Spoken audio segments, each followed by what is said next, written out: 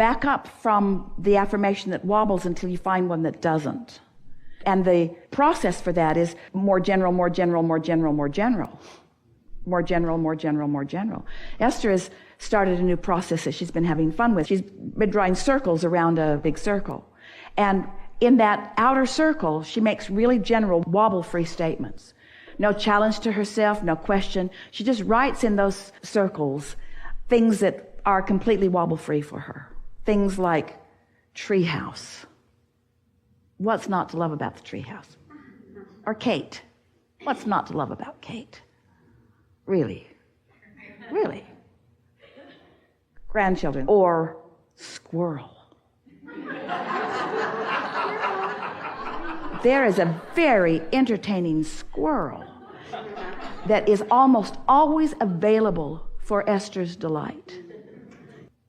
Lives in the trees out that she can see every day. And it's like he lives to entertain her. He flies. He flies from tree to tree. He can fly with his little arms like Super Squirrel from tree to tree. And he comes right out to the end of the branch and looks right at her. This is as close as I can get to you without falling in the swimming pool, he says to her. What's not to love about that squirrel? So she goes around the circle with these things that are easy for her. Now, if squirrel doesn't work for you, don't write squirrel. But squirrel works for Esther. So, and it's all about what it does for you. We're not promoting squirrels. We're promoting wobble-free topics. So she goes around. She has 24 circles on her outer circle because she can always easily find 24 wobble-free things to think about. And then she has a fewer number in the next row. Now that's more specific. But once she's gone 24 wobble-free subjects, she can find several now more specific wobble-free subjects. We're going to give you a definition of affirmation, of affirming. There's no affirmation worth the card it's written on unless it is in complete alignment with Source. True affirmations are resonance with true deep knowing. So the goal is to get way beyond wishful thinking when you're affirming, to get way beyond justification when you're affirming. You're not offering affirmations to shore yourself up. You're offering affirmations because they are inspired from your already being shored up. Can you feel the difference? It's the difference between motivation and inspiration again, isn't it? When you affirm something that you don't believe, you activate the vibration of desire and you activate the vibration of doubt and you create a wobble. When you say what you don't believe, you make a wobble that's hard to overcome. So let's say about affirmations. I'm going to affirm as far as I can go into a wobble-free zone. So I can say things like, life's good. Can you say that and mean it? If you can't, don't say it. There's a tree in my yard. Can you say that without wobbling? There's a tree in my yard. It's been there a long time. That tree represents stability. That tree doesn't go anywhere to justify its existence. It stands right there and everything necessary for its thriving comes to it. That tree is stable. I so love my stable tree. That tree is the home of lots of critters who appreciate that tree. I so love that tree. I love what that tree represents. I love this stable planet on which I stand. Can you make that jump from tree to planet? Maybe you can. Pretty easy to make. It's a wonderful environment in which we live. Stability abounds here. Ooh. This Earth spins in its orbit in perfect proximity to other planets. You can affirm that. Can you affirm that? I was meant to be here. Can you affirm that? I came with great reason. Can you affirm that? I'm an extension of source energy. Can you affirm that? Source is aware of me. Can you affirm that? I can feel source looking at things through me. Can you affirm that? If you can't, don't say it. But if you can, say it. I like my part in all of this. Can you affirm that? I love being alive at this time on this planet. Can you affirm that? Life is good to me. Can you affirm that? Life is being good to me. Life is getting better and better for me. Can you affirm that? This is a great time to be alive. Economics are huge now. Can you affirm that? I like getting my piece of it. Wobble? Did you wobble?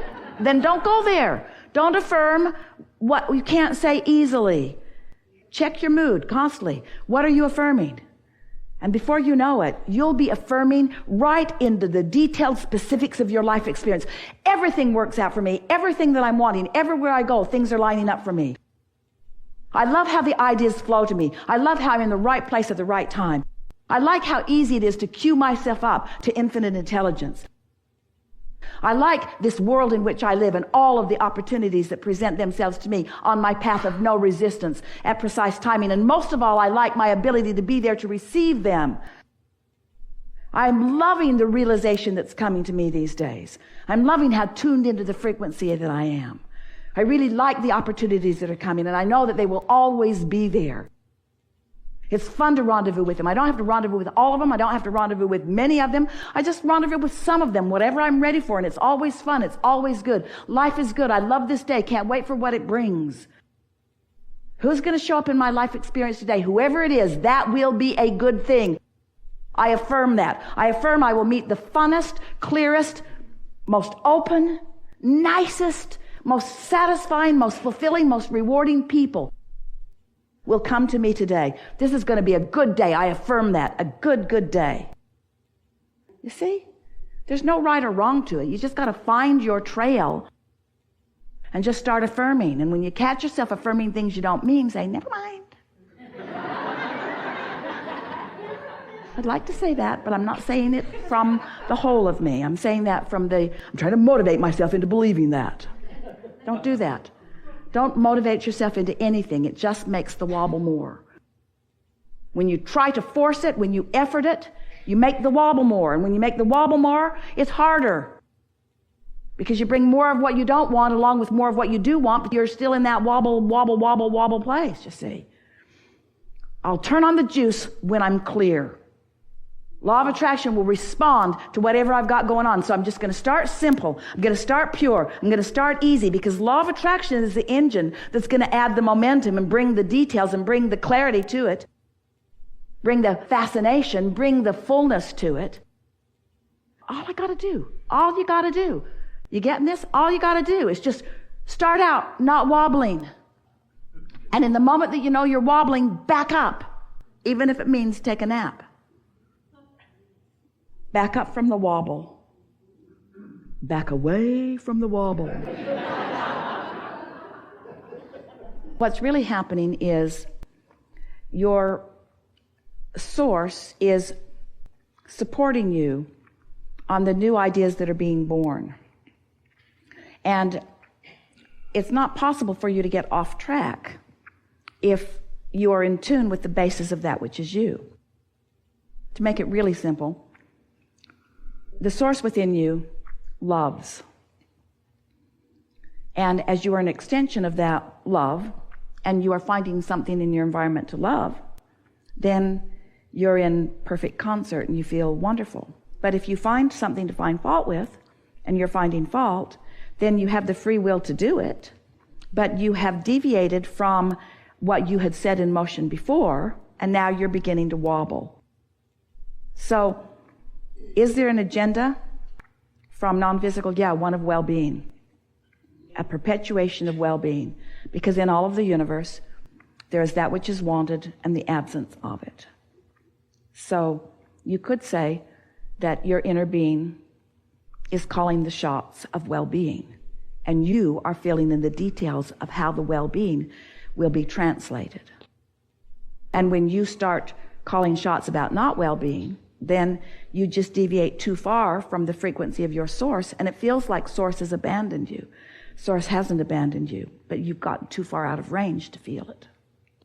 The big impact only happens in conjunction with source, because the well-being has been moving in the direction of well-being for so long. Does that make sense to you? You just don't need to worry about evil taking over. That's a figment of man's imagination. You even define it and dramatize it and make it bigger than it could ever be from your place of disconnection, you see.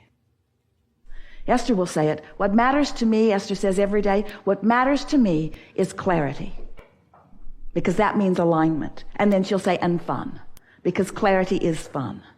Clarity is fun. That's what matters. Fun and clarity. That's all I need. Just fun and clarity. That's all I need. And friends. Just fun and clarity and friends. That's all I need.